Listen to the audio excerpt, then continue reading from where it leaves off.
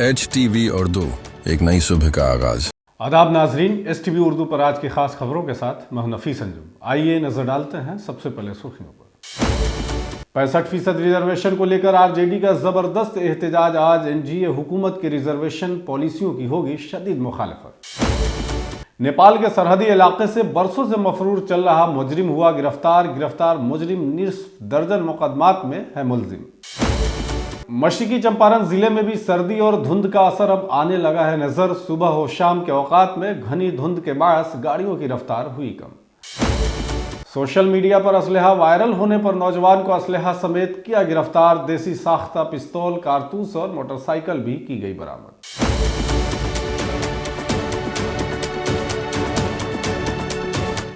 HTV Urdu, एक नई सुबह का आगाज। मशरकी चंपारण जिले के मोतिहारी में वाक़ RJD के जिला दफ्तर में एक प्रेस कॉन्फ्रेंस का एहतमाम किया गया, जिसमें RJD की तरफ से रिजर्वेशन के मामले पर बड़ा मुतालबा किया गया है।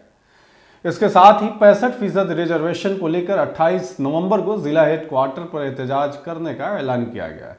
इस दौरान मशरकी चंपारण जिले के जनरल सेक्रेटरी सुरेश सहनी और मीडिया इंचार्ज जावेद ने कहा है कि अगर अदालत ने रिजर्वेशन केस को मनसूख किया है तो हम हुकूमत से फौरी तौर पर मुतालबा करते हैं काबीने में नई तजवीज़ लाएं और उसे फौरी तौर पर मंजूर करें और रिजर्वेशन को बढ़ाकर 65% किया जाए। बिहार की काबीना उसे कबूल करे और फिर मरकजी हुकूमत को सिफारिश भेजकर उसे नवी शेड्यूल में शामिल करे। इस दौरान मधुबन जिला RJD सदर नूर आलम ने कहा है कि जब नीतीश कुमार हमारे साथ थे तो ठीक थे और ठीक रहते हैं, जब वो BJP के साथ जाते हैं तो उसी तरफ से हो जाते हैं। उन्होंने कहा कि संगत ने नीतीश कुमार को बिगाड़ दिया है। हमारा मुतालबा है कि फौरी तौर पर काबीने में नई तजवीज़ लाई जाए और उसको फौरी तौर से मंजूरी दी जाए। महागठबंधन की सरकार जो थी उसमें हमारे नेता तेजस्वी यादव जी उप मुख्यमंत्री थे।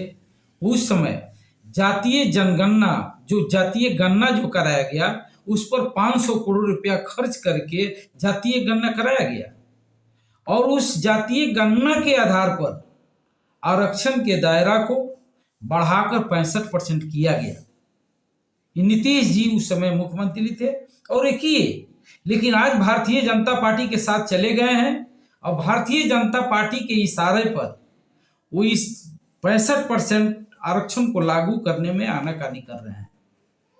इसी मुद्दा को लेकर हमारे प्रदेश नेतृत्व के निर्देशानुसार हम लोग 28 तारीख को मुख्यालय पर एक दिवसीय धरना देंगे और बिहार के जनता को बताएंगे कि नीतीश कुमार जी भारतीय जनता पार्टी के इशारे पर जो इकरारनामा कर रहे हैं, दलितों के साथ खिलवाड़ कर रहे हैं, पिछड़ों और अति पिछड़ों के भविष्य से खिलवाड़ कर रहे हैं, इसी मुद्दा को लेकर हम लोग एक दिवसीय धरना मुख्यालय पर देंगे। नेता तेजस्वी यादव जी और गरीबों के मसीहा लालू प्रसाद यादव जी के निर्देशानुसार हम लोग यहाँ बैठे हैं और आप लोगों के साथ प्रेस वार्ता इसलिए कर रहे हैं कि गरीबों, आदिवासियों, पिछड़े, अति पिछड़ों, शोषित लोगों तक आपके द्वारा हमारी बात, हमारे नेता की बात पहुंच सके। 500 करोड़ रुपया लगा करके जातीय जनगणना कराया गया इसलिए कि हम लोग जो दबे कुचले लोग हैं उनको हम लोग अपना आरक्षण दे करके उनको ऊपर उठाने की कोशिश करें। हमारे नेता ने इस पर बहुत अच्छी पहल की, जनगणना हुआ भी, लेकिन 65% जो आरक्षण देने की बात है उसको ये सरकार BJP के गाइड पर, BJP के निर्देश पर इसको आज तक लागू नहीं किया और न लागू करने की कोई पहल कर रही है। 28 तारीख को इसी विषय पर हम लोग धरना और प्रदर्शन कर रहे हैं पूरे बिहार में। मोतिहारी पुलिस को एक बार फिर बड़ी कामयाबी मिली है। मोतिहारी पुलिस ने बदनाम जमाना मुजरिम शमीम अख्तर को गिरफ्तार किया है, जो तकरीबन 9 सालों से मफरूर चल रहा था।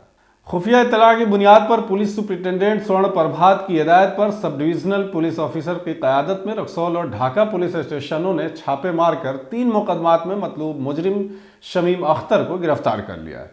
मशरकी चंपारण जिले के ढाका थाना के सरहदी इलाके रक्सौल से उसे गिरफ्तार किया गया।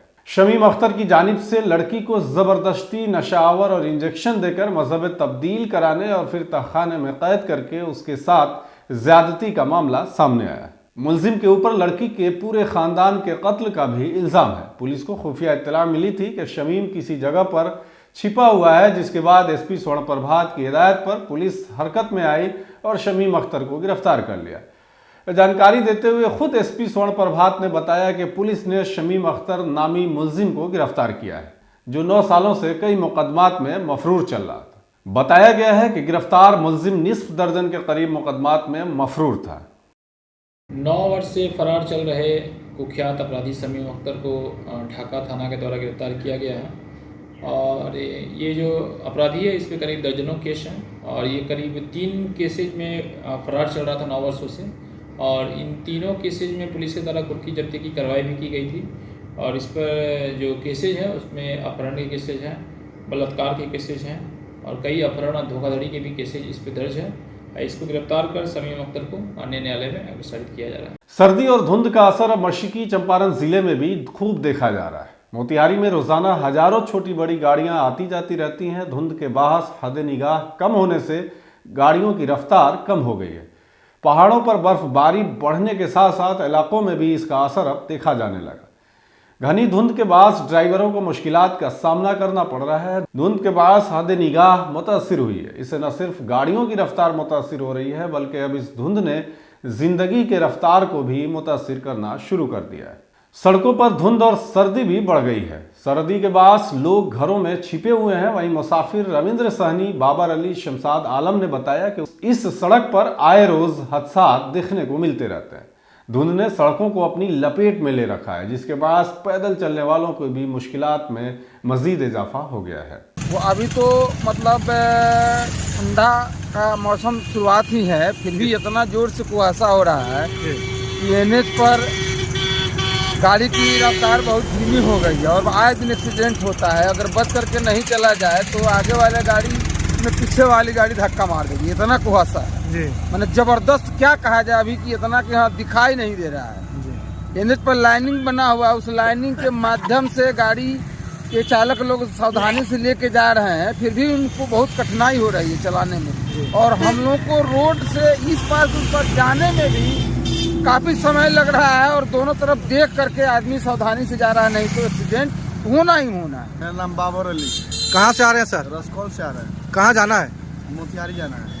ये कुहासा को लेकर क्या कहिएगा? कुहासा तो देखिए बहुत बढ़ गया पहले से ज़्यादा जी, और आने जाने में बहुत तकलीफ हो रहा है। अगर अच्छा से गाड़ी नहीं चलाइएगा जी तो पीछे वाले गाड़ी से ला के ठोक देंगे जी, इसलिए सावधानी पूर्वक गाड़ी चलाना पड़ रहा है। हाँ। और आए दिन एक काम पड़ रहा है, अगर किसी कारण से तो आदमी को जाना निकलना है, हाँ। इसलिए तो हम बोलेंगे कि कुहासा से थोड़ा बच के चलना पड़ेगा।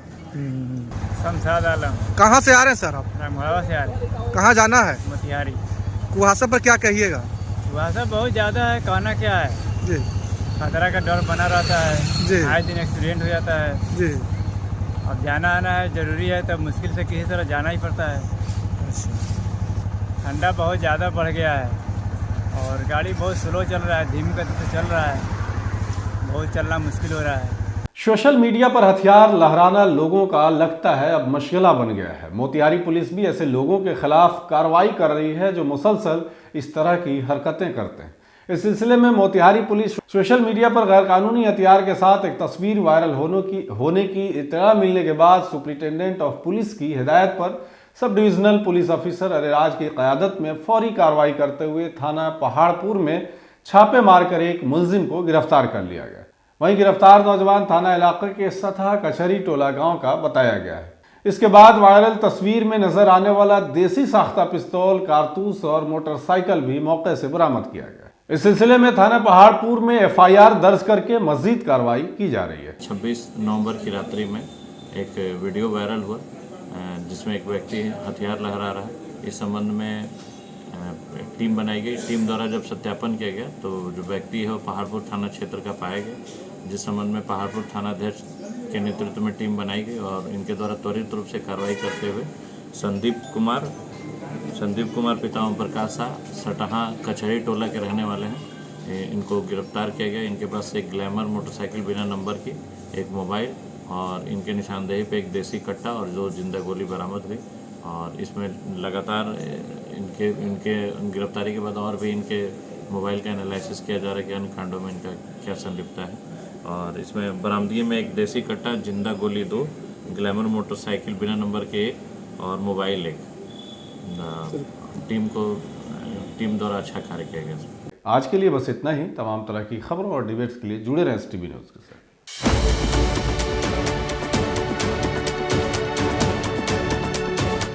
HTV और 2 एक नई सुबह का आगाज।